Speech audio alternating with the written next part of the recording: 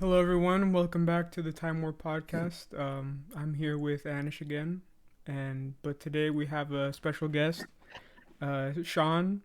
Introduce yourself, Sean. Yep. Thank you for having me. I'm a huge Barcelona fan. I've been so for a very long time, and appreciate the chance to talk about the Bayern game coming up on Friday. Yes, that's what we're all waiting for. Oh, yeah, so that's the topic for today. We're going to talk about this massive game coming on Friday, Barca versus Bayern. So I'm going to leave it to Anish to guide us through the different aspects of this video. So, Anish, go ahead.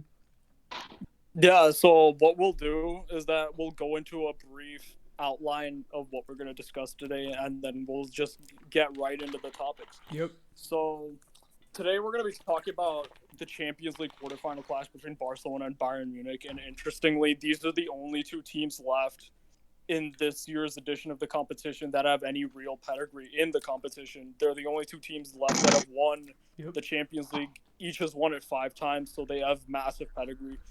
Barcelona are one of the teams that have been very dominant since the current format was induced in the 90s and the 2000s. Bayern Munich, of course, won a treble in 2013, not too long ago, and these teams have met several times in the past 12 to 15 years.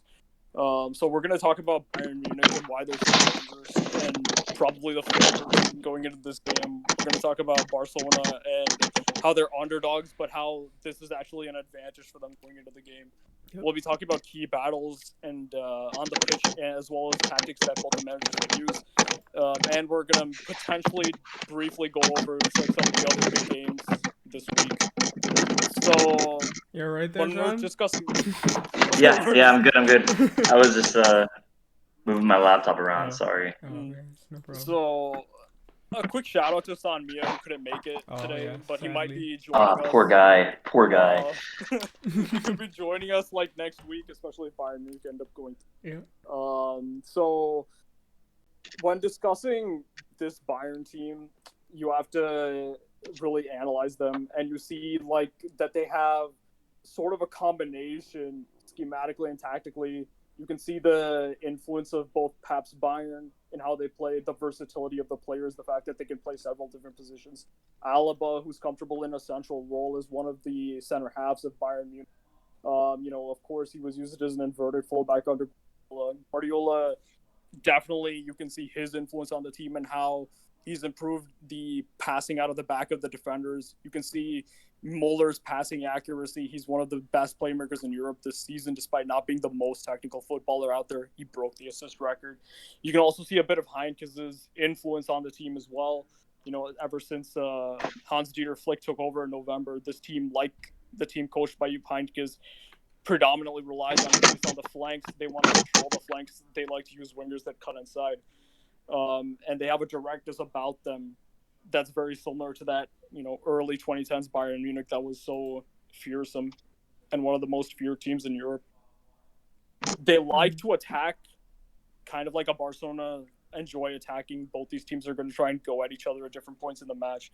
But the way that Bayern attack versus the way Barcelona attack and kind of have to attack in this game is diametrically opposed. Barcelona, their best players are pretty much in the center of the park. They have a really good midfield. They have Messi who likes to come central, but Bayern Munich pretty much use the flanks. They rely on pace. They rely on directness, much less on technicality and interchange the way Barcelona.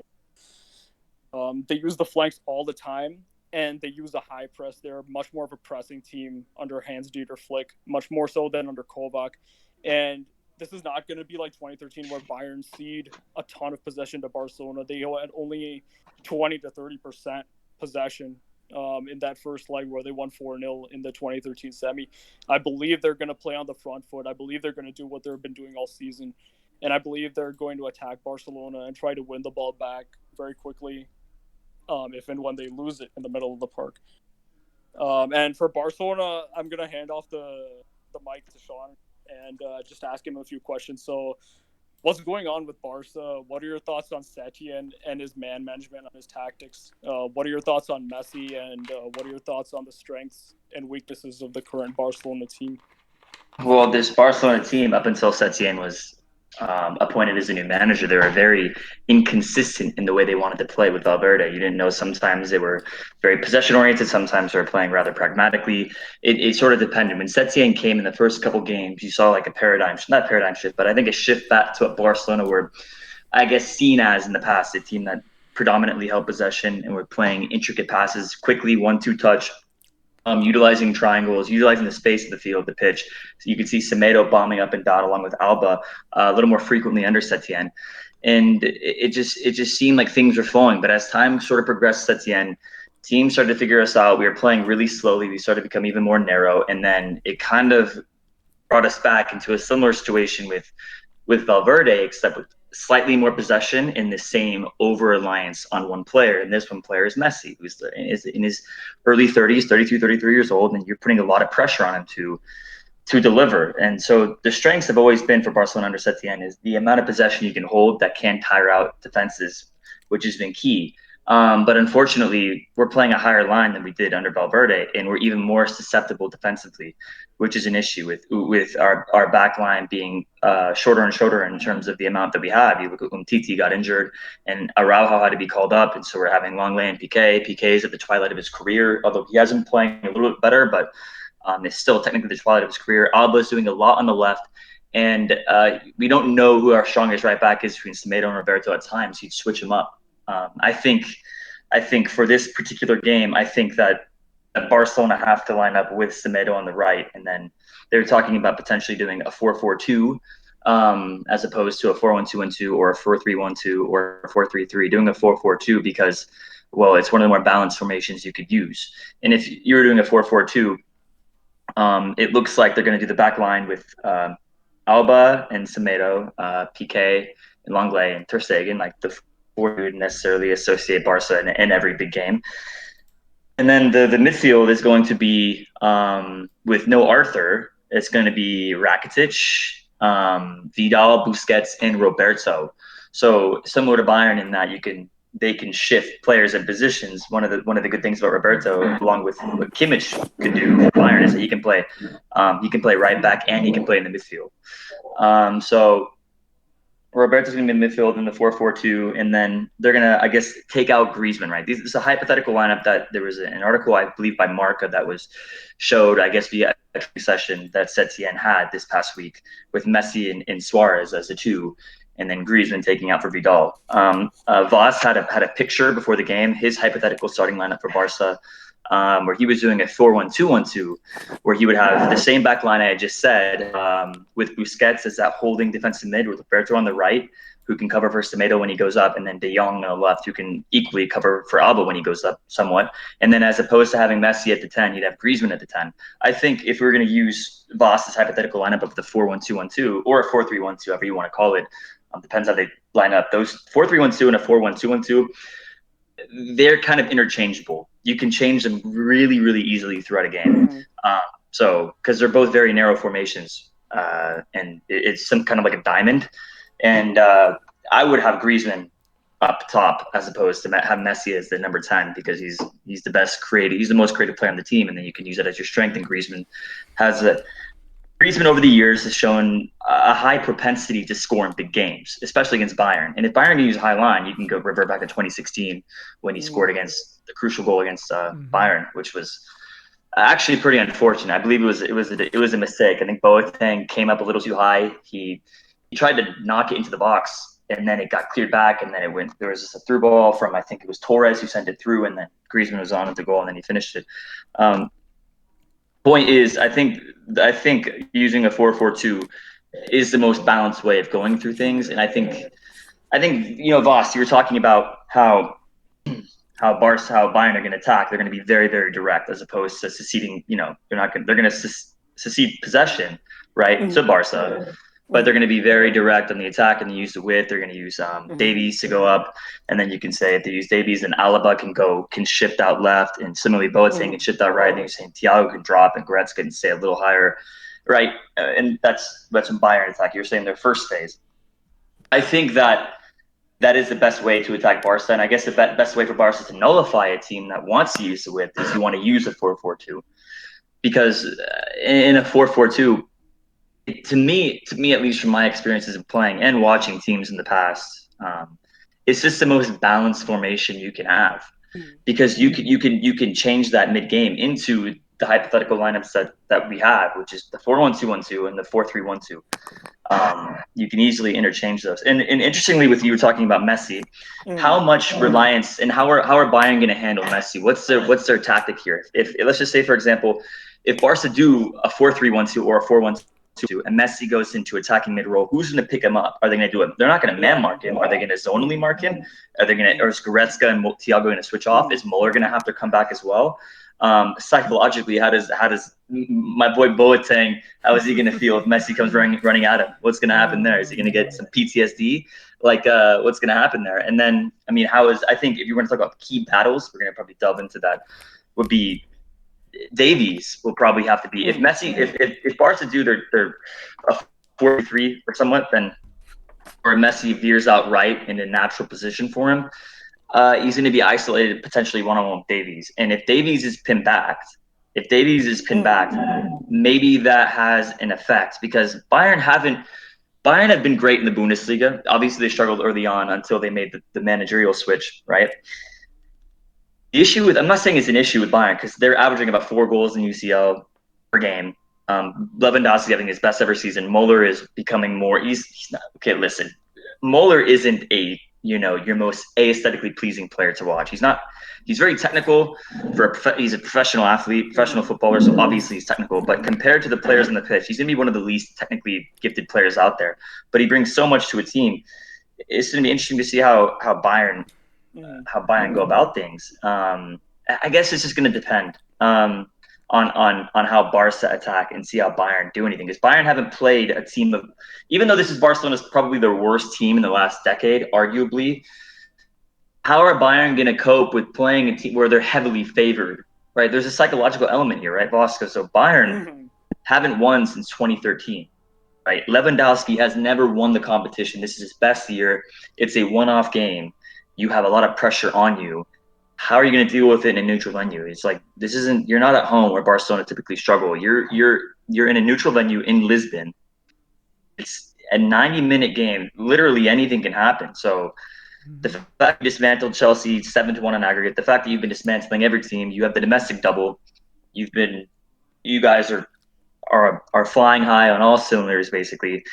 The way you guys attack the spaces, especially on the counter attack, integrating Davies into that role, switching Alaba back to a center as left-sided center back, in implementing some of, I guess, you're right. Pep did have a lasting effect on, I think, individuals because Pep's ability to change players and get them to open up the different positions and being able to play multiple positions is one of Pep's strengths as a coach, as a manager. So I think that really helped a lot of his players fit into Flick's scheme and that he can experiment with players in different positions because now they have the ability to play in different positions. So it gives Bayern so many different ways to attack. And if Coman is healthy as well, I mean, is Alba going to be able to bomb up and down the flanks as he would normally? It's going to be a very interesting tactical battle. So the weaknesses that they can pose Barca is that Barca are so much slower, and that's the issue here. They're so much slower than Bayern. They don't press as high as Bayern. If you look at Napoli, 13 shots in the second half. Napoli tripled our shots, I believe, on goal. Napoli had more possession in the second half than Barca. If Napoli at the new camp are going to be pinning Barca back and having more opportunities than Barca, I mean, then what could Bayern do? So I think Bayern are heavily, heavily favored in this game. The one silver lining is that Barca in a 10 to 15 minute switch can play like previous Barcelona teams because they can. Because in little increments throughout the game against Napoli, Barca put 2 goals past them. Should have been 3. I think that was a BS handball. I didn't think it was a handball. I think if you use a microscope, it'll hit Messi's skin cell on his arm. Congratulations, VAR. I mean, it's ridiculous. So, yeah, there's just so many different nuances with this game. So that's summing up what I think, kind of, I guess, my perspective on what's potentially going to happen. So we'll see. We'll see what happens, man. We'll see what happens. Yeah, I mean, do you have anything to add to what I was saying?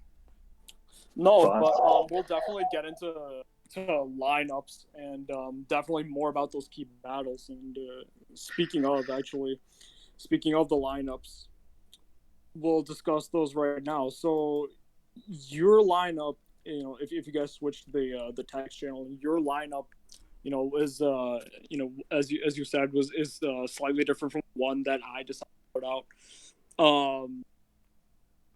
When I put this out, I didn't realize it, but there was an article recently from Sport that said it's not going to be Griezmann, it's actually going to be Vidal in that midfield. And you said it's not going to be De Jong, but it's probably going to be Rakitic along with Vidal, Roberto, and Busquets. So, how do you think that impacts Barcelona and how they operate in that midfield? Because I feel like De Jong's youth, his pace, which is a bit more than definitely Busquets and Vidal. Oh, I know. Can I interject there? That was my bad. If they do a 4-4-2, then I would take out Roberto and keep De Jong. I think what they're going to do is they're going to keep Busquets. I mean, if I was to line them up, I would do De Jong, Roberto, Vidal. De Jong, Roberto, Vidal, Rakitic as opposed to Busquets, because he's just so against Bayern, man. He's so. That's the concern, is just the lack of pace, man. I know he's super technical and he's very good at finding the lines in behind, especially when passing. But I just think that if you're going to play Bayern, you need to be very, very, very, very, what's the word? Aggressive. I think you have to be very aggressive in the midfield. You need youth. So De Jong and Roberto, I feel, even Vidal, just because he's a workhorse. But yeah, continue. So according to this, just the Sport article, according to Sport, who are kind of like the speaker of Barca, kind of like how Marca is for Real Madrid. They said that the 4-man midfield was going to be basically the same midfield that I put out here, except instead of Griezmann, you're going to have Vidal there, and basically Busquets is going to take the place of what Rakitic did against Napoli. But going into Bayern, Coleman is reported to be fully fit again, and this is a really, really, really key change that can hurt and also help Bayern a lot, and that's the injury to Pavard, who's probably their best center or right back option in the Champions League because he's defensively so reliable. Kimmich, who's not played there all season, is going to have to go back to his old position at right back, and they're going to have Thiago in that double pivot next to Goretzka, and having Thiago in that position has a few very interesting implications for this game, along with Kimmich as well at right back, and we're gonna definitely have to discuss those and how it's going to impact the midfield battle. But I think what's going to happen here, and we'll get into this more, is that Bayern strength is on the wings. They have numerical advantages on the wings, and they're going to try and make Barcelona stretched out horizontally, and they're going to try and turn into a wing battle. And Barcelona, they play this narrow diamond, in the possession phase. They probably, I'm hearing, a flat 4-4-2 defensively. Their strength is kind of in the middle, and we'll definitely talk more about this later on in the video. But I feel like Barcelona is going to be helped out a lot if they keep this a compact game in the central channels and the half spaces and stay away from those wide areas, for as long as possible until the final phase of the attack. But let's get into it. So I'm gonna pull up another picture, and this is sort of the preliminary element, the phase 1 of Bayern Munich's attack. So the way Bayern attack, and I don't think they're going to make any changes except for some tweaks to exploit Barcelona, is that they try to play out through the back. And the way they're going to approach this game, I saw something against Napoli that I think Bayern are going to use a lot. Now, what Napoli did, which they didn't fully exploit, and that reflects the tactical, perhaps, deficiencies of Gattuso, is that they created a significant overload on the flanks, particularly the left flank. There was significant interchange between the left back of Napoli with Koulibaly. That drew Semedo out a little bit more because he went up to press the left back. Roberto and Messi pressed a lot, especially Messi pressed quite a bit in that game, but he didn't really press that much in the wide spaces. What happened is that Semedo came out a little bit to try and press the left back as he was interchanging with Koulibaly. Koulibaly then, once he saw Semedo come out, he hit a long direct pass out to the left winger of Napoli. That guy crossed it in the box. Mertens was there. Of course, he hit a volley that went over the bar.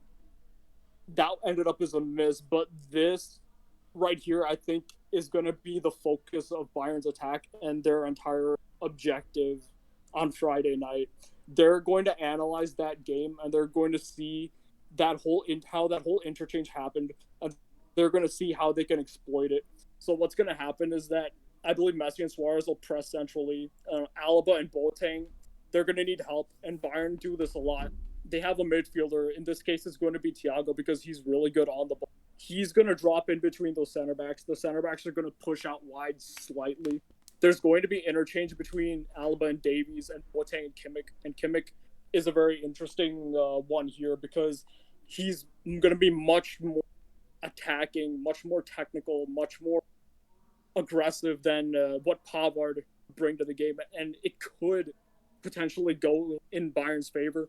There's going to be interchange between the center backs and the full backs. I think if Setien, it depends on what Setien does, and we'll get into what Barcelona's tactics are going to be later, but if Setien didn't address what Napoli did and how they created those overloads, what's going to happen is that Semedo and Alba especially, who's the more aggressive fullback in Barcelona, they're going to start to come out and try to engage that passing out of the back, trying to engage Davies and Kimmich. And what's going to happen is that Alaba and Boateng, who are phenomenal passing out of the back, I think they're just going to hit very direct, long passes out to Gnabry and Coman. And that brings us to the next image, which is the second phase, sort of Bayern Munich's attack, which looks something like this. So what you're going to get is Alaba's going to hit the ball out to Gnabry as an inverted left back. He's going to try and cut inside. He's going to make a darting run into the box. Boateng's going to hit it out to Coman. He won't cut inside as much because he's right. I'm imagining he might, but he's probably going to focus mainly on crossing and putting all sorts of ball square passes, crosses into Lewandowski. You're also going to have Davies come around and overlap. And I think at this point, when you also have his unpredictable movement, making runs into the box, getting on the receiving end of balls from Coman, especially moving slightly to the right. He himself might also put crosses in.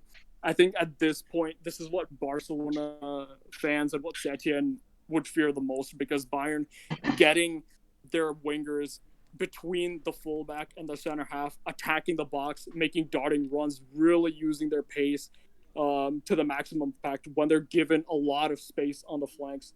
Davies overlapping, also hitting crosses in. I think this is where it could actually really start to get ugly if Setien plays an open game. So what do you think Barcelona should really look out for in Bayern's attack, Sean?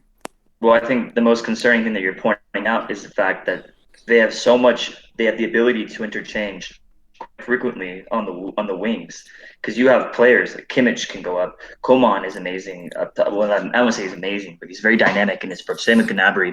And if you have players like Alaba and Boateng that can play those incisive balls through, splitting, 3/4 of Barca's midfield up into Gnabry and Coman, then that just poses so many problems. And I think the best way to counteract the amount of width that Bayern have is, well, if you have the ball, then obviously the other team is on the defense. So if Barca have the ball more, logically, it makes it more difficult for Bayern to attack, right?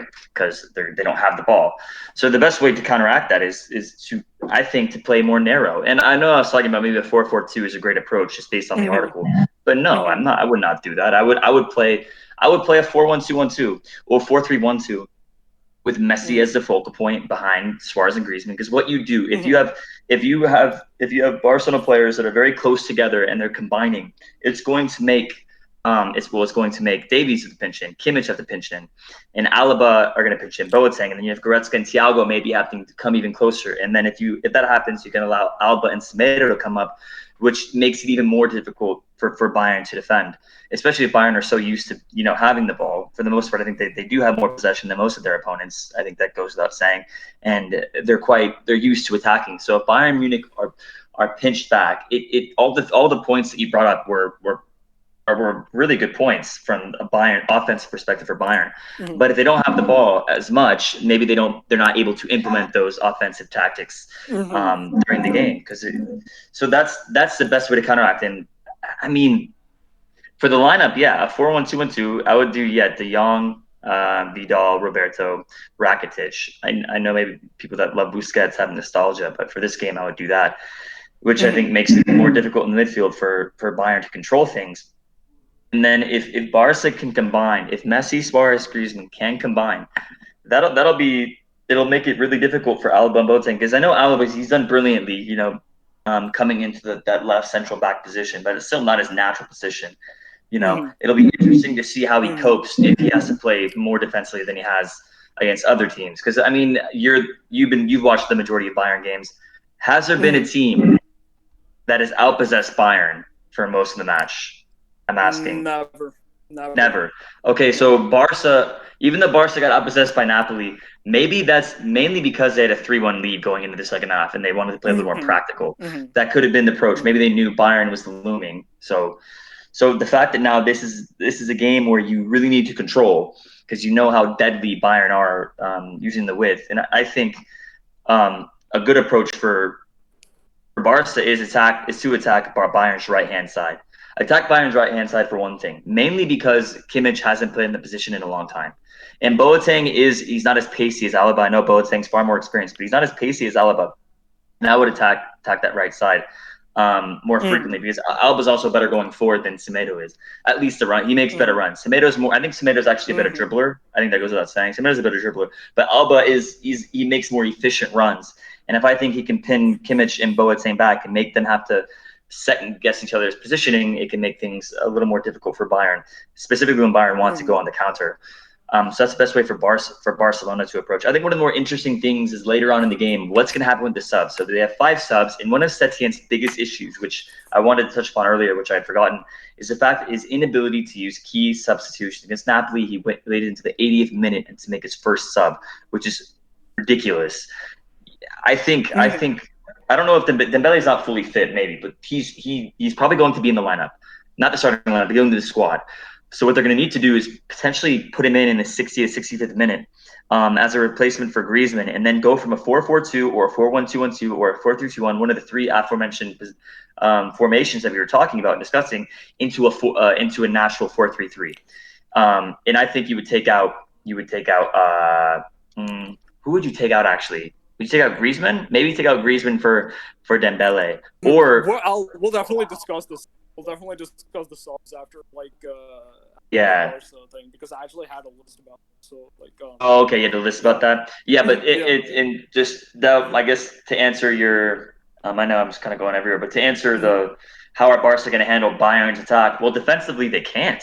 If Barca were to play defensively like they were against Napoli in the second half, Barca would concede 2 or 3 goals in a 45-minute period, right? If they play as pragmatically as they did against Napoli in the second half, Bayern will put 2 to 3 easily, especially considering they have Lewandowski in the box. So, yeah, so Barca's best approach at defeating Bayern isn't a defensive one at all. It isn't to nullify Bayern's attack. It is to make Bayern not attack. And it's to make Bayern do something they're not used to doing, at least this season, under Flick, and that's play more defensively. Under Heinkes, Bayern were very, very comfortable sitting deeper, not deep, but playing extremely direct on the counter with their best winging pair, I think, in their history with Robbery. I think Robin and Ribery are their best 2 wing pairs ever. Arguably, I think they've had better wingers that complement each other like that. I could be wrong, but the point is that this team is not used to defending. And listen, maybe another psychological aspect here, which can maybe go in Barca's favor, is the fact that the last 5 occasions, Bayern Munich have lost 2014, 5-0 to Madrid. 2015, 5-3 to Barca. 2016, they lose to Madrid. 2017, they lose to Madrid. 2016, they lose to Atletico. 2017, Madrid. 2018, Madrid. So the last 5 occasions against Spanish opposition, they've lost even when they've been favorites. And guess what? If you're a favorite in a two-legged affair, which they were against Atletico, you have to F up even more so, because you have two opportunities, basically. Two opportunities to beat them over two legs, right? And in one leg, there's more risk, more reward, but there's also a higher chance that you're going to go out because you don't get a second chance. So this is the one game. This one game affair is going to make it more difficult for Flick to implement his tactics, especially if they're going to be more so on the defensive. Because if you let De Jong play his game, and I think this is why I would rather have De Jong than Busquets, is because I think De Jong is better in that position. I think Rakitic played Busquets' position, which was stupid. I don't understand why De Jong, and against Napoli, I don't understand why De Jong wasn't playing in Busquets' natural role, because that's where he played basically at Ajax. He was dropping deep, dictating the tempo of the game, receiving the ball from the center backs, and that's if you can do that and allow Roberto to be the runner in the midfield, that box to box midfielder. You're gonna let Vidal press up higher up the pitch, and Rakitic can do his thing in terms of being able to. I mean, Rakitic. The one thing that you can't fault Rakitic for is that he does help out the tempo of the play at times. He doesn't make too many mistakes when he's on the ball. It's typically he just makes some bonehead decisions. I think defensively against Napoli he did, but he's still good in possession and he can still move the ball relatively quickly. And if you let him have a distinct role along with Roberto, and you let De Jong dictate things from the center defensive mid position, and you give more space to Messi. Even scratch Roberto, I would start Pooch. By the way, to be quite honest with you, I know he's young. I'd rather start Pooch. But yeah, either Pooch or Roberto, and then you don't allow Messi to drop deep as much. If Messi isn't dropping deep as much, you're not crowding your own midfield. Messi is listen. I think we all know how much I adore Messi, but the one problem with Messi is that when he drops deep, he crowds the midfield, and players don't know their own role, and then players subsequently lose confidence. When you lose confidence, it's very tough to understand where you are positionally, and then to have any sort of chemistry. So if they allow Messi to push up higher, play near more or less closer to Griezmann and Suarez, in which they did against Villarreal. I know it's Villarreal. I know it's La Liga. This is Bayern Munich. But if they do that in a 15 to 20 minute period, Barcelona can blitz you. They can put 2 to 3 past you. They can. Suarez is the most inconsistent striker of the last 4 years, but when he's on, he is at Lewandowski's level. The thing is, Lewandowski is far more consistent, which is why Lewandowski is better. But on his day, Suarez can have worldies. I mean, by golazos, incredible goals, incredible moments, and his chemistry with Messi, at least from a spacing perspective, because Suarez is the most underrated aspect of Suarez is his ability to make runs in between defenders, which obviously more defenders go with him, and then it creates that little lane for Messi. I think against Chelsea, this happened in 2018. Messi took 2 touches and then nutmegged Courtois for the 3rd goal because Suarez made that incisive run. Against Real Betis, I remember specifically, Suarez made an incisive run. Again, Messi, similar position, drops his right shoulder, goes left twice, 2 touches, nutmegs the keeper. And then against Napoli, even though Messi got a couple deflections, Suarez made another incisive run, which took out 2 defenders. And then Messi was a crazy goal from Messi against Napoli. But the fact is that he made a run and took away Manolas at a certain point. And then it was just Koulibaly, and I forget who else. I think Insigne was behind. But the point is that Suarez has an amazing ability to make runs, and his chemistry with Messi can pay dividends. And listen, to answer your question, man, the best way to stop Bayern is to attack Bayern or control the game, because you can't defend them. There's no way you can defend them with our current setup. So yeah. Well, yeah. I feel like playing an open game suddenly, or not suddenly, but expectedly increases the potential of goals on offense for sure. Because I think Boateng and Alaba, Davies, they're not really used to being pinned back, and I feel at times if they are, Barcelona can really if Messi cuts inside, Suarez cuts inside, they take shots, they can definitely score.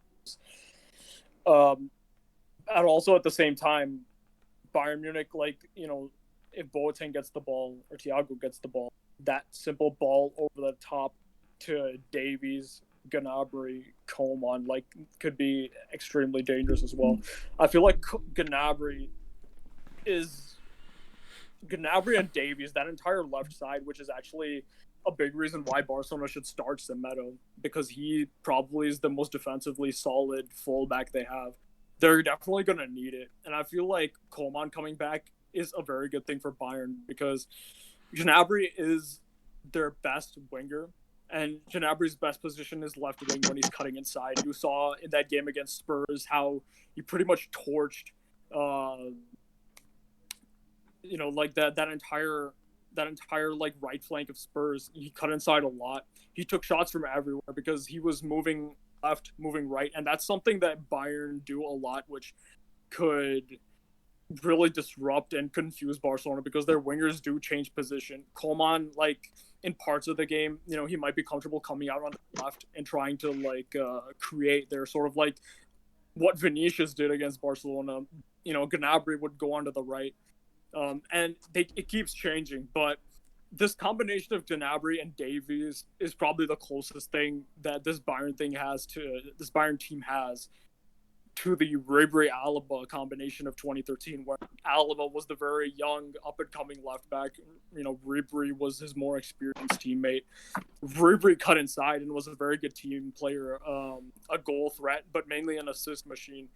And having Alaba at that point was probably, along with a younger Jordi Alba, was probably the paciest, fullback in Europe. Having him overlap constantly, as well as taking shots, which is something Davies has been doing more and more of, I feel, especially since the restart after the lockdowns in the Bundesliga. That could be the sweet spot for Bayern Munich for sure, because if they get Semedo out and there's balls over the top to Gnabry, Davies overlapping, I feel like that puts a lot of pressure on PK, because PK and Longley, I feel like they're going to be kind of tight to Lewandowski, but if PK sees Gnabry coming inside, cutting in, he might have to come out a little bit, and it might open a passing channel from Gnabry to Lewandowski.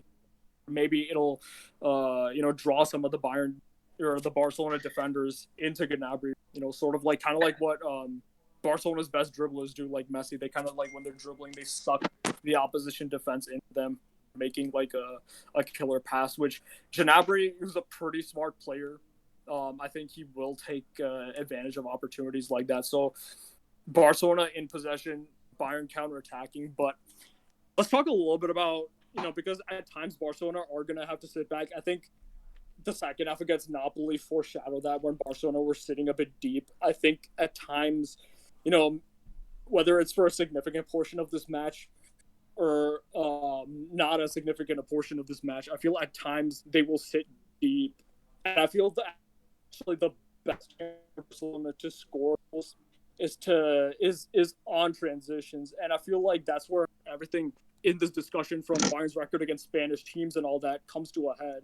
So let's just pull up this image, which shows Barcelona's defensive phase. So do you agree with that? That formation, the lineups might go any which way, but in terms of the personnel, I would have De Jong and Busquets switch, and then obviously that Pooch in there for Roberto and or Rakitic would be for Busquets, right? But that's just in terms of the players. But in terms of this is probably what's going to happen. I say the best way for Barcelona to nullify Bayern is to have the ball, but we all know that's not going to happen for 90 minutes and for large stretches of the game.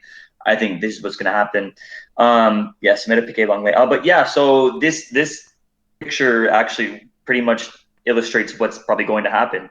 Kimmich, Davies rolling up the pitch, and then you're going to have Thiago. I don't know if you want to have Thiago or Goretzka stay back. I think I'd rather have Goretzka than Thiago. Just Goretzka is more of a physical presence, and I know Thiago is maybe more technical and receiving the ball from Alba and Boateng, but if you're on the attack, I would have Goretzka a little lower, and because Thiago is more creative, he can play alongside closer to Muller, right? So I guess I would switch those two.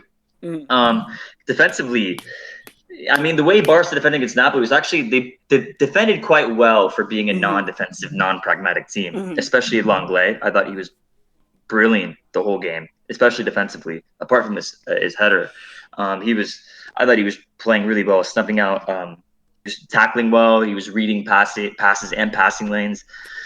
I think that's what you're gonna have to do, and I think PK is gonna mark Lewandowski in the box, but. Yeah, the defensive structure looks solid for Barcelona. And if you're to counter with Barcelona, I would have Messi a little bit. I would have Suarez as the man at the halfway line more than likely with Goretzka, right? If you were to switch Thiago and Goretzka, right? Let's just pretend that Thiago and Goretzka are switched, and have Suarez with Goretzka, and then Messi in between Thiago and Muller receiving the ball. Because Muller's, I mean, listen, Messi may not be as fast as he once was, but he's ridiculously quick in the first 5 yards, right? 5 meters. So if he can create some separation and then split a pass to Suarez in between Thiago and or Goretzka and Boateng, anything can happen. So, and this is another thing when we want to implement subs, we talk about subs and who I would sub out. But yeah, I think that's a good defensive structure. I'm hoping as a Barca fan that this isn't what we're primarily doing because I hope we control the game. But yeah, that's you depicted it well for sure in terms of how they would. And interestingly enough, you have Griezmann as a deeper than De Jong, which I don't know if that's going to happen. I think right. I think whoever is playing that midfield role, I think Griezmann would switch with them. I know that you just put these out, quickly in terms of the names because the structure is good and how they're lined up, right, where the names are placed. But I would probably have Griezmann and De Jong switch. But that's how I would do it.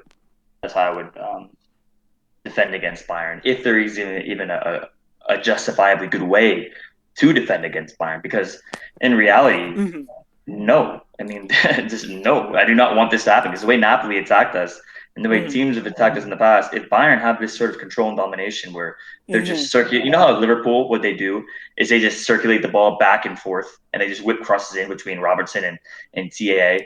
And it's just a consistent cross festival. And then the other team is pinned back like crazy. That's the last thing Barca want. The last thing.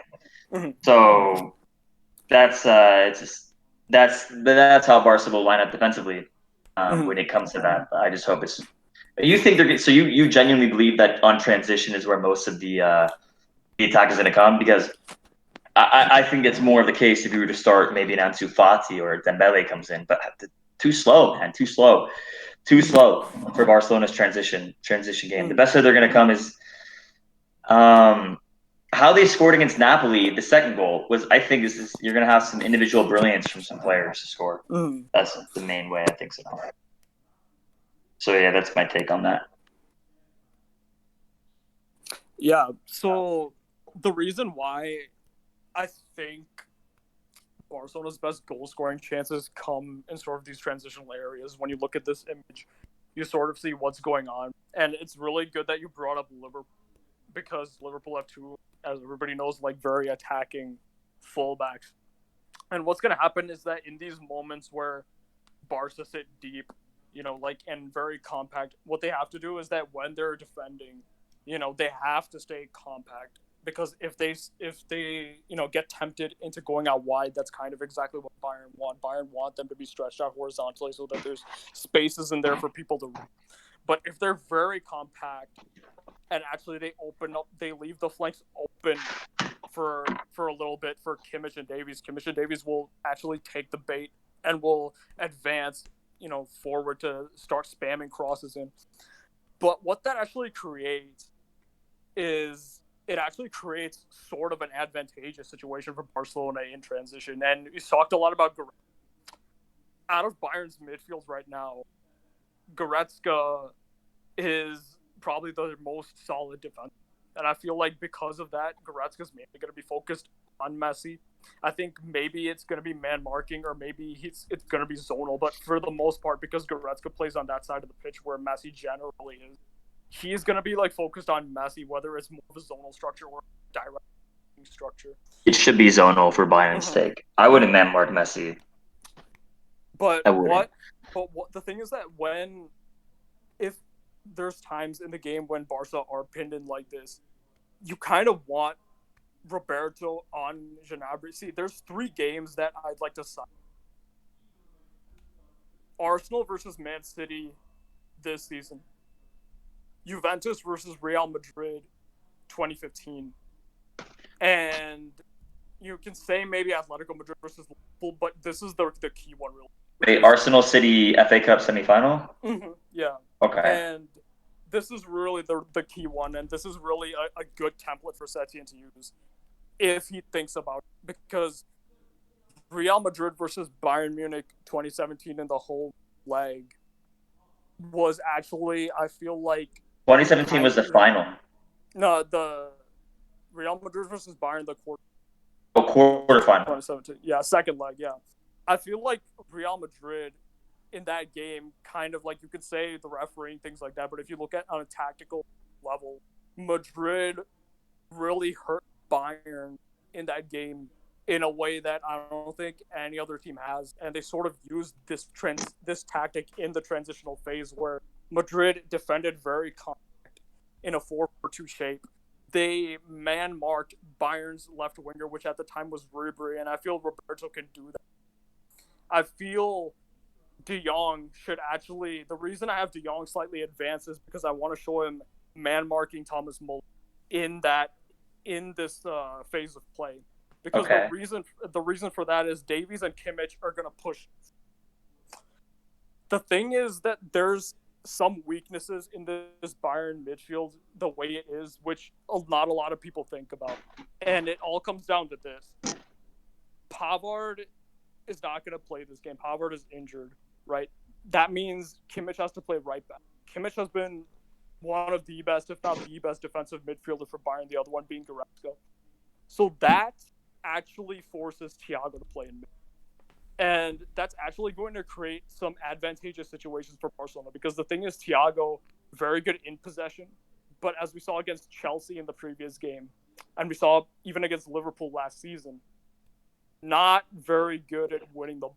If you look at the two dangerous situations that Chelsea created against Bayern in that both of them had to do with Thiago's defensive efficiency. The first, can I counter that real quick, though? Mm-hmm. So Thiago defensively, he's actually not bad. If you look at his defensive statistics, like they're actually pretty good, like in terms of interceptions and tackles. I know what you mean. You're pinpointing key specific moments, but if you want to look at the Chelsea, I mean, were Bayern really trying that? I mean, you can also say, well, they've had a long layoff. Maybe that's their first game. And Thiago, historically, if you look at his defensive numbers as a midfielder, he ranks pretty high. He's averaging like over a tackle per game. He's at multiple interceptions per game. I understand what you mean. It was the Liverpool game when he was out of position. Positionally, he had an issue. You could also say Liverpool are juggernauts. And, I mean, Bayern weren't as good last year under Kovac. And I don't know. I mean, I know you think there's going to be some disadvantages to Thiago in that specific role, which is why I'm saying maybe have Goretzka be more defensive. But the thing is, man, Barca aren't, even though Chelsea isn't that good at all, Barca aren't as fast as Chelsea. They're not. They're on the transition. I don't think so. And Barca are definitely not as quick as Liverpool are on the transition. And you can also argue that the frailties against Chelsea are mainly because of the fact that Bayern have been out for so long. So, I mean, I somewhat agree with you that if there was going to be a weak link defensively in the midfield for Bayern, it would be Thiago. But even the weak link is so easily compensated by the fact that he's faster than the majority of Barca's midfielders. And I struggle to find how that's going to be it might be a slight advantage at some moments, but I don't know. I guess you want to elaborate more on it. I'm not necessarily sure how it's going to be a huge benefit for Barca. Because here's the thing, and here's when we go into the second really like a phase of the transition play, and it really gets into why I feel like it ties kind of closely into why Bayern struggle against Spanish opposition. In this, and it really like says a lot. I mean, Griezmann may or may not play, of course, but it speaks a lot about the versatility of this 4-2 when you can switch between more of a diamond and more of a flat 4-4-2 when you're pinned back in defending. So when Barcelona start this transitional, right? If you compare, the two images, the thing is that another real key thing that I feel like Barcelona can exploit when, just before they go into transition, Thomas Muller, because like one way Barcelona can win the ball back, of course, if they congest the middle, and Davies and Kimmich overlap and cross, that ball is likely going to fall to the Barcelona player, in which case it's either going to be cleared or they'll pick it up and start to like get some possession and get some passing combinations going and start the transitional phase. Another way that I feel like Barcelona's transitional game could start is actually through, because let's say this, okay, I would want De Jong specifically, but also if Vidal is playing Vidal, who's probably going to be on either side of De Jong, to keep right on top of, because the thing is that Muller is Bayern's best playmaker, right? And at some point, Muller is definitely going to receive the ball either back or from a deeper lying midfielder. When Muller gets the ball, they shouldn't allow him to turn. They should immediately pressurize him, because the thing is, Muller, great vision, great decision making, very smart player, not so great with the ball control, not so great with the first touch. If De Jong and Vidal pressure Muller, don't allow him to turn around, if his back is to goal, don't allow him to turn around and see Lewandowski and apply a lot of physicality and pressure. Vidal, of course, with his shoulder-to-shoulder challenges, tackles, and win the ball back off Muller. That immediately eliminates one man from Bayern's.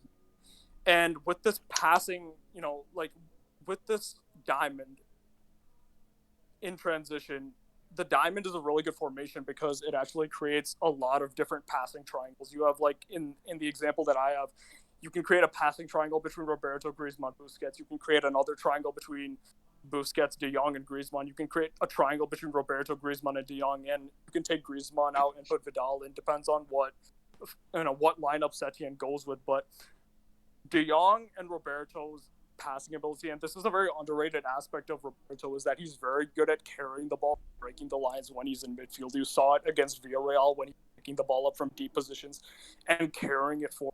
Same with De Jong, except De Jong is probably better and he's a better passer of the ball. So the reason I actually brought up Thiago, because you're right, he is very underrated in his defensive aspects. He is very high up in those stats. He is very dominant in that midfield. But if De Jong is picking up the ball, they get past Goretzka in these transitions. He's not going to press up immediately because of the threat of Messi. I feel like Goretzka, if Messi's behind him, a part of his mind is going to be thinking, okay, I've got to also keep an eye on Messi. I probably shouldn't go right up and press Roberto because Messi might be free then. In these transitions, if De Jong is picking up the ball, if Roberto's picking up the ball and they're running, especially De Jong, who's probably going to play on the side of Thiago, if De Jong has the ball and Thiago's defending, I see De Jong actually getting past Thiago. De Jong is probably the more talented of the two. De Jong is a bit quicker. De Jong has incredible ability. Bayern haven't faced dribblers of the level of De Jong, Messi, and Roberto, which is something you pointed out. And they haven't faced a midfield of this numerical advantage in these central channels. They haven't faced a midfield of this quality in terms of their passing. So, I mean, if indeed the numerical advantage is based on this hypothetical lineup, if that's the case, then yeah, sure. But if Barca just do their classic 4-3-3, then there's not going to be a numerical advantage in the midfield. But we're just, I guess, based on this formation. Yeah, I think that, the quick passing can pose problems for them. And yeah, you can say De Jong I don't think De Jong is more talented than Thiago. I think Thiago is more technical, but I think De Jong is he's more physical presence. He's more athletic. And I think that but I think Thiago's, you really think he's more technical than Thiago? I think he is when it comes to his dribbling, ability to carry. Because I've seen De Jong, just especially last season, do that a bit more than Thiago. Whereas Thiago, well, I guess maybe I think Thiago's better in tight spaces than De Jong. That's what close control. I think Thiago is better close control. De Jong is better at carrying the ball forward at a pace. Yeah, I'll agree with that. Yeah, and I think that's what Barcelona can use to their advantage a lot in these transitions, because Bayern's press has worked a lot, but they've not faced midfielders as press resistant as Barcelona. So Barcelona can carry the ball. If Bayern's fullbacks are caught higher up the pitch, Barcelona can win the ball in these central areas and funnel their attack down those central spaces. During the transition, Messi and Suarez, you've wanted Messi to play a more advanced role. What Messi and Suarez can do is they can go slightly wide. What that's going to do is it's going to draw Bayern center backs also slightly wide with them. And that opens that central channel right up. And that brings me to my last, phase sort of Barcelona's transitional play, which is Messi receives the ball, or Suarez receives the ball, they can cut inside, especially Messi with his dribbling ability can cut in to start taking shots at goal. And I feel like this is kind of where Barcelona's best chances of scoring are going to come from. They're going to come from transitions right down the center. And they're going to come, by giving, especially when Bayern's fullbacks are caught up, because that's the thing, right? Kimmich definitely is more solid defensively than Thiago. Kimmich is more energetic. Kimmich presses more. He's better at this gegenpressing system. Thiago's not quite as energetic and not quite as good as the counter as Kimmich is. But the thing is, Kimmich is going to have to play right back. And the problem with that is Alba's late runs. And especially if Vidal plays, right? Vidal can go back, as Barcelona are transitioning, Vidal can stay back while Alba makes and cover the space for Alba if he makes those delayed runs. Kimmich, who's not played this position all season, he might be looking right at, De Jong, and he might try and come inside a little bit to press De Jong. But that then leaves the flank open for Alba to make one of those late runs, crossing the ball, squaring the ball into Suarez, which he did against Napoli, almost resulted in a goal. I think Suarez took a shot and then something happened, and actually it eventually led up to the disallowed goal for Messi. Yeah, it pinged back to De Jong, and then De Jong crossed it into Messi. That's exactly the kind of situation that I think Barcelona can create against Bayern if they do something where there's moments where Bayern, Barca sit back, Bayern's fullbacks come up, and suddenly there's a lot of for Barca to attack, especially if their midfielders are press resistant and they really move the ball vertically down the central channel. I feel like that's where they can create chances.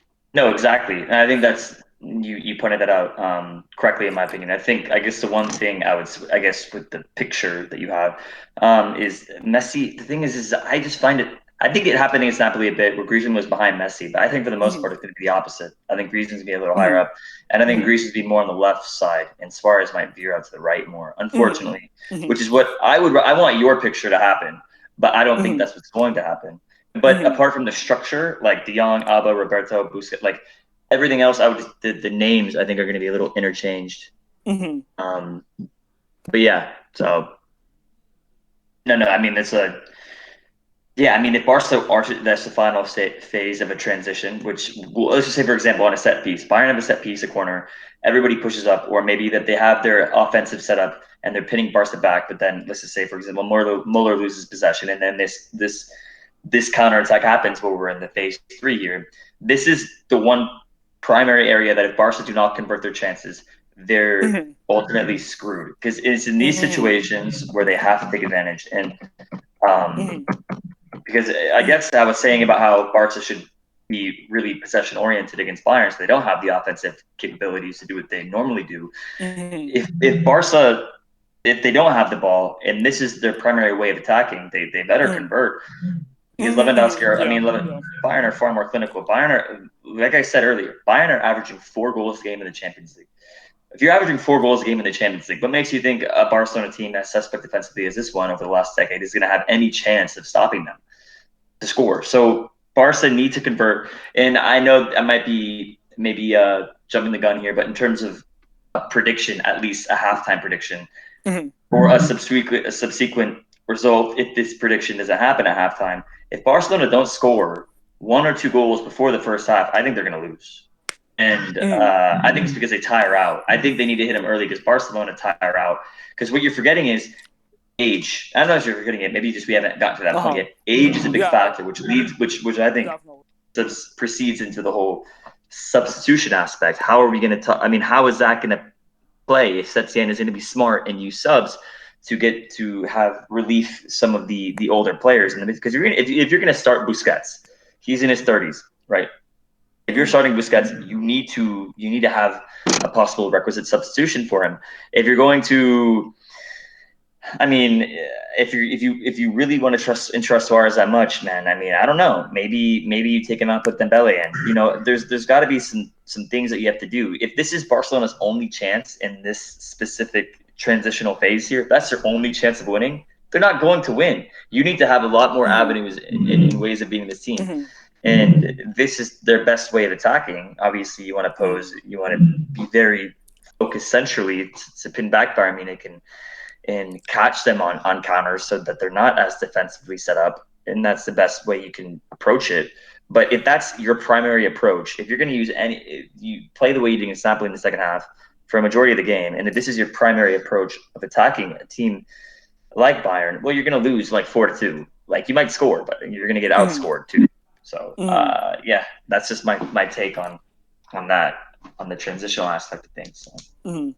And I definitely agree with you with the substitutions, but like I feel that's the number one area where Setien really needs to improve from the last game, because the truth is, especially if Griezmann doesn't start, Barcelona will have some significant weapons on the bench that they can bring on in the second half, and even extra time if it goes there.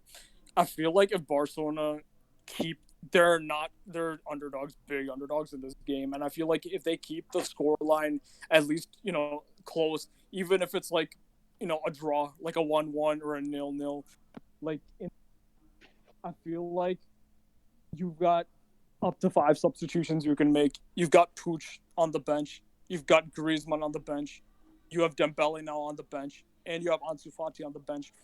I feel they can't go with a wide 4-2-3-1 or a wide 4-3-3 to start the game, especially considering the fitness of Dembele. But the thing is, if you start bringing on people later in the game, okay, so you take off one of the midfielders, bring on Ricky Puig. You take off, another midfielder, bring on Griezmann, who, if he starts on the bench, is a very potent goal-scoring threat coming off the bench. You take off somebody else, you bring on Ansu Fati, and then final substitution, Dembele. I feel like at that point, Barcelona actually have a very young team on the field, and they actually have a fresher team on the field, considering that it's later in the second half than Bayern do, because Bayern's substitutions, if Coleman starts, likely will be Perisic and Coutinho. I feel like Barcelona's bench is actually better, and that's a factor that a lot of people are forgetting. And the thing is that if Barcelona at the end of the game, they might go with a 4-3-3 maybe, with Puig in midfield, and Fati, Dembele, and Messi up top. They might go with a 4-2-3-1 with Griezmann and Messi in the middle. Like whoever's the number 10 and the striker, like is anyone's guess. But then also, again, Fati and Dembele out wide. I feel at the end of the game, when there's some tired legs out there, because remember, like, the weather is going to have an impact on the state and the fitness of the players. Well, they're going to have the drink breaks more than likely, because it's going to be hot in Lisbon. So, or Lisboa for Portuguese viewers. So the thing, okay, so you're right. And what's going to happen is if they make these substitutions, what's going to happen is the formation is going to change. So they're going to go from a potential 4-4-2 to a 4-3-3, or any of the aforementioned diamond formations we were discussing, into more of an attacking 4-3-3. If they're going to bring on, in late in game, attacking players, that basically means that that's either still tied or they're losing. So let's just say, for example, let's do a hypothetical scoreline. Let's just say miraculously Barcelona are winning 2-1 in the 60th minute. If from Barcelona, because we all know Bayern have options as well, and Bayern, if they're down 2-1, we know what their approach is going to be primarily offensively. Barcelona's approach, if they're up 2-1, and they're up 2-1 in a 4-1-2-1-2, who would you bring on? So who would you bring on? Like, you wouldn't want to bring on an attacking player, would you? I mean, I'm just trying to look, because Barcelona were ahead against Napoli, and they waited to the 80th minute to make substitutions, right? So if you're ahead against Bayern, which is more than unlikely, but you have to account for all scenarios. If you're ahead against Bayern, 2-1, right, or 1-0 in the 60th minute, and you have 30 minutes left, what do you do? I mean, who do you bring? It sounds counter to. I mean, I would bring on Ricky Puig. He's a midfielder, for sure. I think even you would bring on Puig because he's energetic. As a young player, you can instruct him to track back, and he'll be an extra body in there. Barcelona. But the thing is that I feel if Barcelona are even leading, if they're not leading, well, obviously then you would have to. If they're in a situation where the scoreline is tight and it's a draw, then you probably should.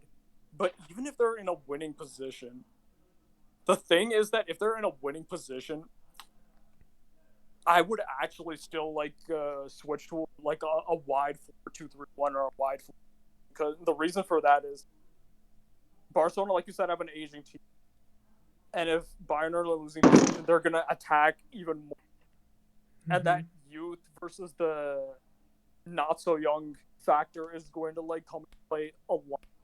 And the thing is that Bayern if Setien doesn't make changes, because pretty much all of Barcelona's best subs on the bench will be attacking players.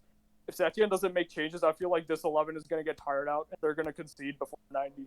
And I feel like this is going to go into extra time. But the thing is, it's also kind of schematic because the attacking players that Barcelona can bring to the bench are wide players. And we know Bayern's fullbacks, if they're down and trailing, are going to try and push up, especially if Barca play a narrower formation. They're going to like just take it as an invitation to just bomb up the pitch and like try and put crosses in. But the thing is, if you put, Ansu Fati does track back actually. If you put Ansu Fati in on Kimmich and you put Dembele on Alphonso Davies, I know Dembele doesn't have match fitness, but if you're brought on late in the game, I don't think match fitness matters quite as much.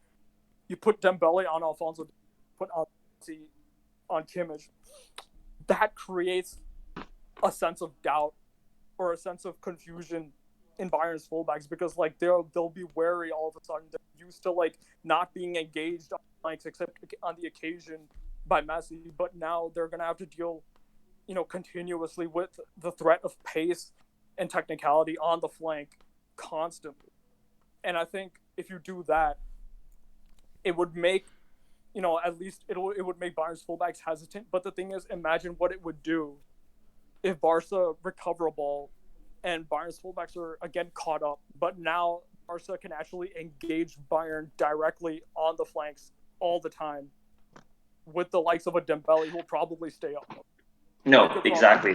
No, I agree with every point you made, and I think even if Barcelona are in a winning position, because I think it's pretty straightforward how Bayern are going to go if they're losing. Yeah, bringing on the younger player, even at Ansu Fati, because you can direct younger players. They have less of an ego, and they're willing to work harder for the team. So tactically speaking, you have to make those changes. And I know maybe it's a big game, maybe too big for the occasion for young 20-year-olds such as Pooch, and then, obviously like 18 years old for Fati or 17. So, I mean, it depends. I guess it really depends on the situation. But, yeah, I would definitely use those players because it's just to back and track back defensively and mark the players that you were just talking about. So, yeah, I think from you're going to be making those substitutions, yeah, bring on youth. That's the only way to counteract the age factor here. So. And it'll be very dangerous in counterattacking situations if Bayern really push up and pin Barca back, like in the second half against Liverpool last year. I know that might be some PTSD because Dembele missed that chance. But this time, you instruct Dembele to get to the byline and simply put a cross in for Messi or Fati and let them take shots might be a slightly better result this time. But you would have that pace on the flanks to properly challenge the speed of Bayern's own fullbacks later in the game when they're a bit tired. I think it could create some advantageous situations for Barcelona, those subs. No, exactly. He has to be very smart in how he uses them. Exactly. No, I agree wholeheartedly there. PTSD for sure with that. I mean, if Dembele tucks that home 4-0, they probably they might win it. You never know. So, using Dembele or Fati or any of those substitutions, especially if you're up 2-1 or 1-0, and you're going to have more counterattacking opportunities because Bayern are going to attack more. Yeah, just make sure you're clinical, and then kill the game off 3-1, and then you go through and you upset the juggernaut that is Bayern Munich this season. So I think, it's going to be a very, very interesting game. As the game progresses, we're going to see really who was the better manager appointed halfway through the year. Right now, obviously, it's Flick. But then again, he was I think Bundesliga is much easier. And I think this is the game to see which manager comes out on top tactically and which might have been the better signing of the two. So it's just going to be – as somebody that wants the sport and you want Barcelona to win, it's hard for me to come up with more ways kind of – suggest that Barcelona can break through. I think, listen, when you have somebody, because I guess a big focal point is obviously going to be Messi. You can talk about Suarez, you can talk about Griezmann, you can talk about other star players on Barcelona, De Jong, But if you have somebody of this caliber on your team, and my bias aside, obviously just the Messi fanboys and out of the way, when you have somebody of this caliber on your team, right, a Ronaldo, a Messi, a Neymar, a Kevin De Bruyne, right? Somebody that can change the game in an instant. I mean, sometimes tactics go out the window. I mean, Bayern can dominate the entire game. Barcelona get on the counter. It can be 1-on-3, and Messi just cuts up two of them and scores. And then what? It's just anything like that can happen. So there's an element of brilliance that you can kind of associate this that take tactics out the window. So, I mean, you can talk about all the tactical nuances. You can talk about all the strategies kind of before the game, your approach to the game, how you're going to change formations during the game, the dynamics of the game. But when you have one player that can disorient 4 to 5 players in one possession, well, then your tactics go out the window. So how are Bayern going to really deal with Messi? You're talking about potentially man marking him. Madrid tried it in 2018 in the first classic at the Nou Camp. I mean, when you do that, what happens is that Messi just waited at the halfway line, and then it created so many lanes, and that was resulting in the first goal because it took a player out. So if you want to man mark Messi, then Goretzka's going to be out of position. If you want him to be the main guy to do it, or maybe you can switch off with Moeller and do it, maybe Thiago. But the thing is, you're going to have to zonally mark him. So, yeah, I mean, Messi's a huge factor in this game. So if he shows up, anything can really happen. Anything. So it'll just be interesting to see how Bayern coexist with him. And if you watch Messi in these games, sometimes he drifts in and out of it. You can say that maybe he walks around, but for managers like Pep talked about it, I think Enrique talked about it, how when he's walking around, he's actually kind of galvanizing information on how the back line is playing him, how the defensive structure is set up. So I think you just, as somebody a player on Bayern, for Flick's perspective, you have to always be aware of what Messi is doing. Because if you shut off Messi's production, you're basically, unless somebody else steps up, which has been infrequent recently for Barcelona. So I think the biggest key defensively is to watch Messi and see how he operates and watch him. Because he can pretty much end all tactical approaches in an instant. So we'll see how that factor plays into it. The thing is, equally, you have somebody like Lewandowski who is playing on that level this season. So how are Barca going to deal with Lewandowski? We haven't really talked about him much. Like if you think about, we talked about how Bayern are going to attack with the width. Okay, we get Goretzka and Thiago combination. Maybe Kimmich might be different in there. We're looking at Gnabry and Coman, how they can make in runs, and how Alaba and Boateng can find them with incisive passes. But we haven't really touched upon Lewandowski, who is about 53 goals and like 8 assists this season. He has like 13 Champions League goals. He's 4 away from Ronaldo's record. I mean, he would be getting the Ballon d'Or if it wasn't canceled this season. So how are Barca going to deal with him? Lewandowski's link-up play is absolutely elite. His finishing is elite. His positioning is elite, and his fitness is elite. He's just elite on all aspects of the game. So how do you deal with that? Well, I think one thing is, I guess you touch on this because you watch more Lewandowski than I do. So yeah, so like, how do you think Longley is on pace before I mean, he's more pacey than Piqué. But I think actually, if Longley and Lewandowski were to do a sprint, I think it'd be pretty equal. Okay. So that's kind of like kind of favorable to Barcelona. But the thing is that I feel like the most underrated aspect of Lewandowski in this game, specifically for this game, like from a tactical perspective, especially, and from a logistics perspective and everything, Barcelona relied a lot on the offside trap against Napoli, and it worked. A couple of instances they were very, very lucky. I feel like, especially the one goal that Napoli got disallowed, which was a very good goal by Milik. He kind of didn't time his run perfectly. It was kind of off, and he was like a few centimeters, offside, and they had to disallow because of VAR. But there's no striker in the past decade, and maybe of all time, certainly not that I've seen, was better at foiling the offside trap than Lewandowski. And if Barcelona are going to hold it, that's what makes it really dangerous.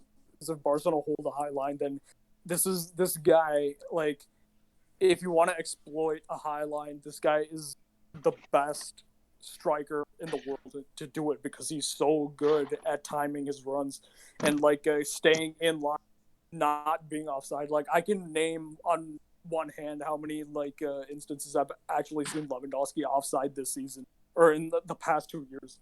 He's very good at keeping on his man. He's very good at, like, he doesn't get ahead of himself. Sometimes you see Gabriel Jesus or definitely Suarez, definitely Ronaldo, but they kind of get ahead of themselves, always offside. this guy's never offside, and kind of reminds me of that goal he scored against Madrid, where Madrid tried to use an offside trap on him, back in 2013, and it just completely failed because this guy, he was always attentive to that. And if Barca try to use the offside trap, if they're holding a high line, that's going to be a very big risk because he's more than likely going to be onside. He's more than likely going to be connecting with whatever ball comes over the top from Boateng. His link-up play is fantastic, like you said, so he could get a knockdown or some kind of volleyed pass to Gnabry, Coman, and suddenly who are making runs from deeper positions, and suddenly Bayern are there. So Yeah, that's I feel like when Bayern are in transition, that's what they're gonna do. It's always gonna be direct. If they're fine Lewandowski directly, because Boateng is this is a really good game, and people are talking about Ter Stegen and Neuer. The battle of the goalkeepers, they're pretty similar. Ter Stegen definitely was influenced by Neuer, that superstars in Messi versus Lewandowski. But one thing that hasn't, at least I've not seen talked about at all, PK and Boateng. I mean, I don't really give a crap about the David Luiz hype because I don't think David Luiz, with the ball at his feet and in terms of his passing, is anywhere near these two. Oh no, he's not. No, that's Premier League hype. That's Premier League hype. I guess you could say even Brazil. I mean, because he was at PSG as well. So no, I mean PK and Boateng. Boateng has always been one of the most technical center backs, which is why Pep loved him so much. And obviously PK under Pep, under his tutelage, was another reason. I mean, listen, these guys technically are so gifted. The issue with PK and Boateng at this stage in their career isn't the technical aspect of the game; it's the physical aspect of the game. And when I mean physical, I mean basically their pace, right? Their pace and their fitness. So that'll be an issue. And Lewandowski is his foot. I think when you talk about the positioning and not being outside maybe 5 or less times throughout the entire year, which is 40-something games, right? Okay, well, that's completely down to his insane IQ of the sport. When you have a high IQ like that, it really does pay dividends because he's not the fastest guy in the world, man. It's funny you're talking about Cristiano. It's like, okay, Cristiano could afford to go outside. I guess he's so fast. His physical prowess is much more pacey than Lewandowski, even at this stage in his career. So I thought Ronaldo was actually going to be one of the guys that you would have mentioned in terms of being able to the positioning with offside. But then again, when you think about it, he does go offside a lot. Lewandowski seldom does. So. Yeah, that's another factor that PK and Longley have to be able to kind of sort out. And I think PK will be the last defender. Longley will be a little higher up. Probably. Yep. So that means Lewandowski, more than likely Lewandowski will be playing on the shoulder of PK. Maybe in this game you want to have a tactical switch and have Longley be the last defender. Maybe you would do that because he's faster. For Boateng, if you want to talk about the battles here, Boateng on the opposite side, he's going to have Suarez on it. Well, listen, if I was Flick, I would have Alaba my last central defender because he's faster, not because maybe Boateng has more experience as a central defender, but Alaba's faster. He can deal with Messi and Suarez. I think better. He's ridiculously pacey. Yeah, the thing is, the way to beat Alaba, and this is what Messi is going to do if he's going to do it, to beat Alaba you're gonna have to beat him in a tight space, not on the counter. I think, it just take him in a 5 because Messi can beat Alaba over 5 yards with a quick shift of his body, and same with Boateng. But I think on the counter attack Alaba is going to have an advantage over Suarez, Greaves, and Messi. That he has insane pace. Unfortunately, on Barcelona's side, PK and Longley don't have insane pace. And sure, you can say Longley is on par. Pace-wise with Lewandowski, but he's not on par with Coman. He's not on par with Gnabry, and he's not on par with Davies. So, there's a variety of attackers on Bayern's side as opposed to Barca's side that can exploit Barca's back line purely based off of pace and a direct approach. So that's a concern. I just want to talk about the center backs and what they have to deal with. I think whose job is harder? Well, if I was talking about a center back pair, whose job is more difficult? It's going to be Longley and PK's, even though Barca have Messi. Because I think, listen, with Messi's double-edged sword, yeah, he's brilliant and he can destroy a team in one instant, but he's also very predictable in terms of how they're going to approach it. They're going to give it to Messi. If all else fails, they're going to give it to him, and then it becomes very easy to predict. And he drops deeper because Messi has an ego where he wants to get the ball. Barcelona become more predictable, and then it's easier for teams to crowd them out, a la Atletico, a la Juve, 2016, 2017 quarterfinals respectively. And it's a big issue with Barcelona. So we'll see how they approach it approach Alaba and Boateng, and how equally Bayern approach Semedo. I mean, not Semedo, Piqué and Longley. So I mean, there's so many different nuances here. I mean, how do you break it down? Do you know what the funny thing is? All of our hypothetical scenarios. It'd be funny if like both teams don't do anything as we're predicting. I mean, that'd be great. I mean, I feel like this is what's going to happen, but I guess we'll see. Yeah, I mean, I feel Bayern pretty much played the exact same way in every Champions League game this season. Like even under Kovac, there have been like some, especially in the game against Tottenham 7-2. There have been some similarities with the like Bayern, specifically in the Champions League. So I don't think they're going to change up their game plan. But Boateng and Alaba and Bayern's back four definitely need to be talked about too, because it is ironic, but I actually think if Semedo, Piqué, Longley, and they're going to be the starting back four person, right? It's ironic, but I actually think Bayern's back four man for man are probably better on the ball than Barcelona's. It's close, and it's really ironic to say, but I actually do think they are. Piqué is probably the best on the ball out of all. If you see his skill, his dribbling ability. Yeah, easily. I don't think Longley on better than Alaba, and I don't think Semedo on the ball is as good as, actually anywhere near as good as Joshua Kimmich is. He's better than Davies, though, I think. Yeah, he is better than Davies. Is like Alba is much better than Davies. Davies is kind of a one-trick pony, but the thing is, Davies is incendiary, and he's definitely like even a defender like Semedo, who's probably like one of the paciest defenders at Barcelona's disposal.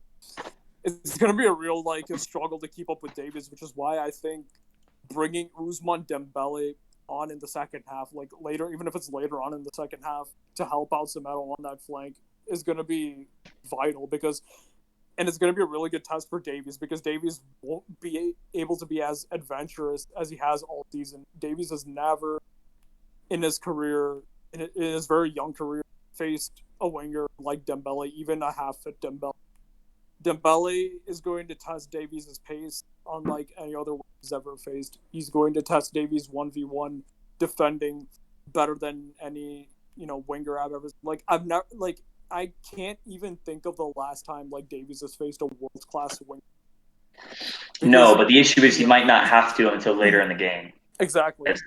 But the problem with that is, perhaps, I know he's young and he's super athletic, but Dembele is going to be a little bit pressure. I think even though he hasn't really played that many match games, after you play a very intense game, Davies might be slightly tired. Cooling breaks and everything in there. And I think that's really going to be an interesting battle that Setien hopefully gives us on Friday. But Bayern's passing, long passes out of really difficult to deal with Barcelona, or even for Man City, if Bayern do end up going in front the way the world is predicting them to. Those balls over the top, those diagonal, it is absolutely insane, the accuracy, and the venom with which Tang can ping. It's a la Busquets. I'd say probably better than at hitting those very long direct. He passes, he pings the ball like a Boateng? Yeah. A regista, yeah, he does. Yeah. No, he does.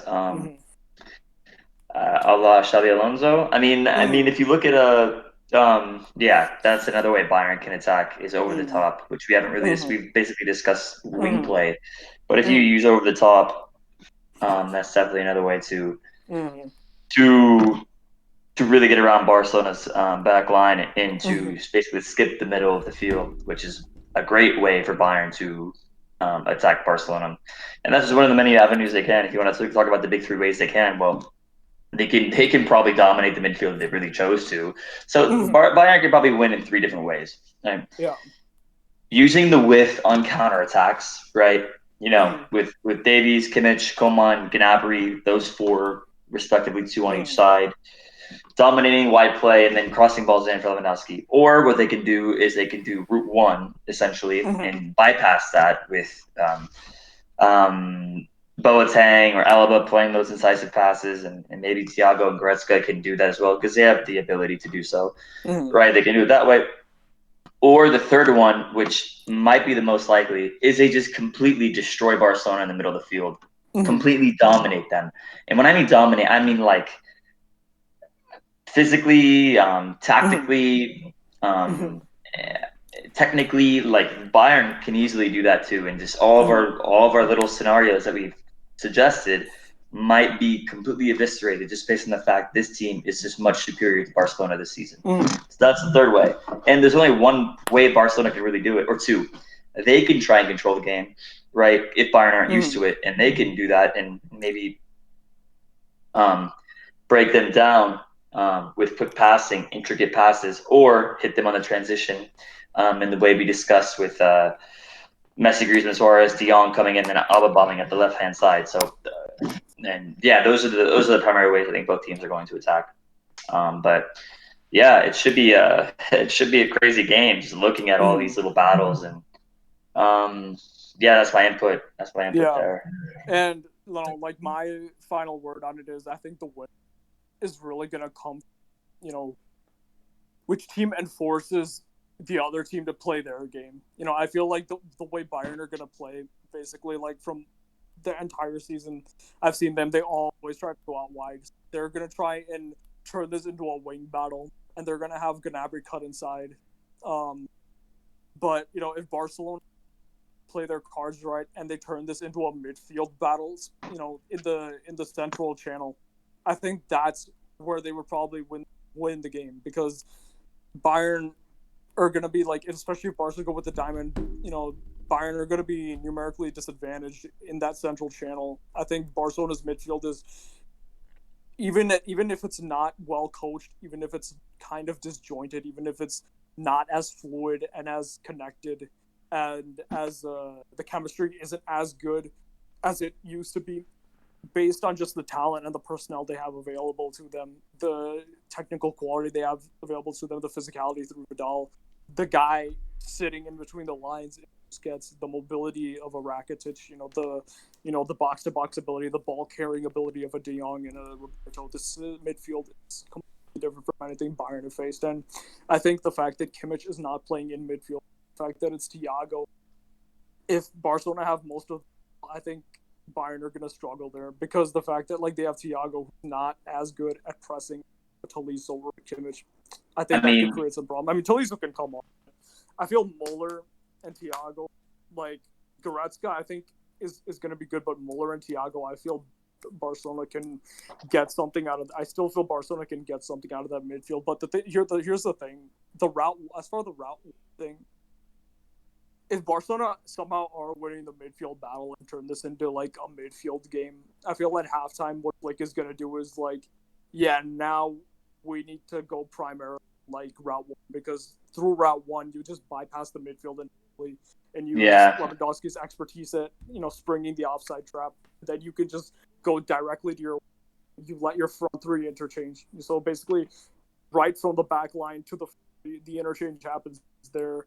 And you just it's the most direct way and the fastest way to advance the ball, to get the ball to your best the best player, your best number 9. Well, that's the advantage that Bayern have, is that they have a multitude of ways to win the game. They have more ways, they have more options, they have more varieties in which they can exploit Barcelona's frailties. And I think if all else fails, route one, why not? Classic FIFA tactic, FIFA 14, I would say. But yeah, just a classic way of approach. It's a classic approach. If all else fails, midfield battle is kind of 50-50, or you're not sure, maybe Barca have the slight edge because it's something you haven't seen. Sure, we'll just pling it up to Lewandowski with PK closing off for about 5 seconds. Not focused for 5 seconds, and there's Lewandowski throwing a goal 1-on-1 with Ter Stegen, goal, and that's it.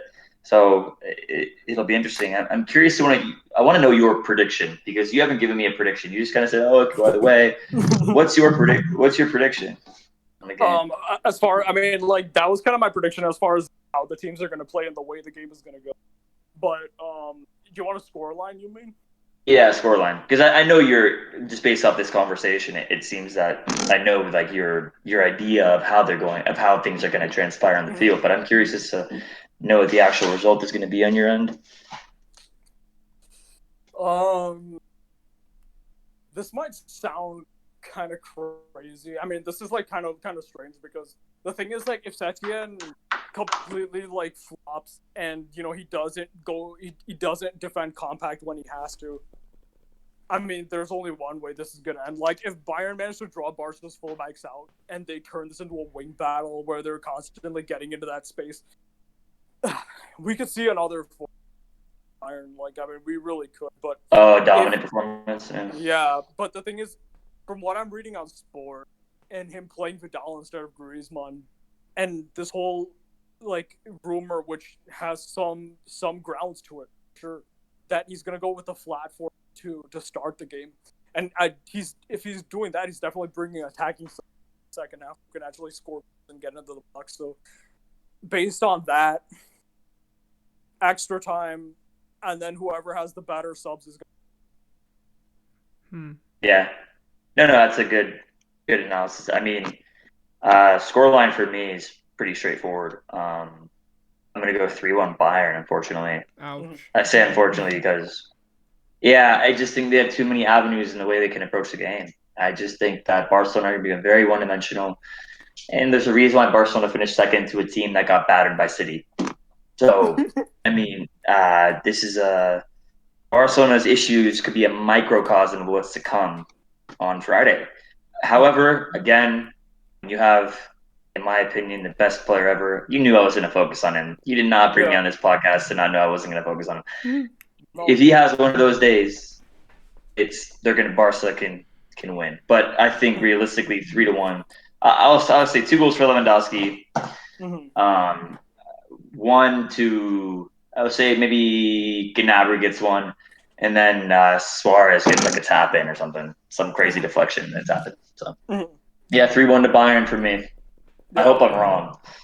And just before we leave, like I just wanted to touch on this for sure. What is everybody's thoughts on tomorrow's game? Because given the injuries that PSG have, I feel like Atalanta have a really good chance in this game, and I'm predicting a 4-3. Given the situation and the circumstances, but I think this is going to be a nice appetizer for Friday for sure. Anish, So I had a vision. What are your thoughts? I had a vision. So what's your vision? I had a vision. Atalanta easily. All right, that's so Raven. Atalanta easily beat them. 4-1. Wow, you are. This is some that's so Raven. That is some that's so Raven stuff right there. Yeah, 3-1 PSG. I said this in the HH hangout as well. 3-1 PSG. Despite that, maybe no Ilicic, just based off of his whatever personal problems, thanks to that girl cheating on him, by the way, which is ridiculous. But this ain't TMZ, but I get it. PSG are gonna win 3-1. Neymar is gonna go to the semifinal, so we'll see. I mean, I would have definitely agreed with that if the starting is like of equal, and even if Ilicic was there, if PSG had their strongest 11 and played to a great intensity, I could see a 3. French, football news, which is one of the more reliable Twitter accounts, and they're pretty spot on when it comes to any news, French football, including at times also PSG. I know they're not fully reliable for PSG, but I think they're onto something here when they actually reported their PSG's midfield is going to be Ander, Marquinhos, and Idrissa, and their front three is going to be Sarabia, Icardi, and Neymar. I mean, when I saw that 11, and Carrere, Kimpembe, Thiago Silva, a very aging Thiago Silva who's suspect at times, and not is going to be their back four. I just saw that, and I was like, this is going to have to be like a Neymar and Navas versus whatever Napoli.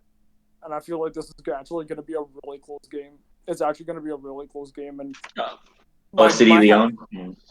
Yeah, I mean, that's not going to be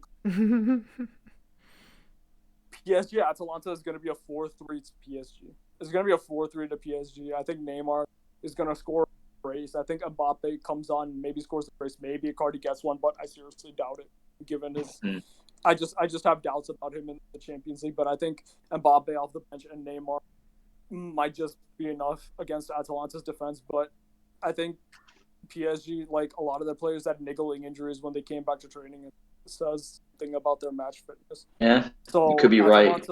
If Atalanta play a very intense game, do the same thing pretty much that Dortmund did in the first leg, where they were just more intense than PSG, and the intensity from PSG's midfield just isn't there. This makeshift midfield of PSG, Atalanta could overrun and win the game. No, I hope you're right. Mm-hmm. I hope I hope Atalanta win. You think PSG will win 4-3, but I hope Atalanta win because I mean they score for fun. They had the most goals in Serie A this season. They dispatched Valencia pretty easily. So I think should it be Juventus? Although Ronaldo FC baby, get those pens. So, but yeah. By the way, Juve had 2 pens against. I think. Yeah, they did. 2 pens. They did. Yeah. So yeah, man. Overall, I think it was a good talk, good discussion on the Bayern Barca game. Sure. So, yeah, we went over pretty much I think everything I could possibly think of. Me as well. Yep. I can't think of anything else to add to it. I mean, yeah, it was a great discussion. Thanks for having me on. It was fun. Thanks for sure. I enjoy talking about Barcelona and games like these. And if Barca advanced the semifinal to play ultimately City, I would think it would be City. Then yeah, let's do another one. We can do a Barca City analysis game, which I think would be really interesting. With Pep, even a City Bayern, I would do because I would like to talk about City's perspective. That'd be good. Definitely, and Sonia probably can join. Yeah. Bayern. Yeah, didn't want to join. Anyways, guys, good stuff. Yes, it was good. All right, everyone. This has been the Time War podcast, and we'll see you guys next time.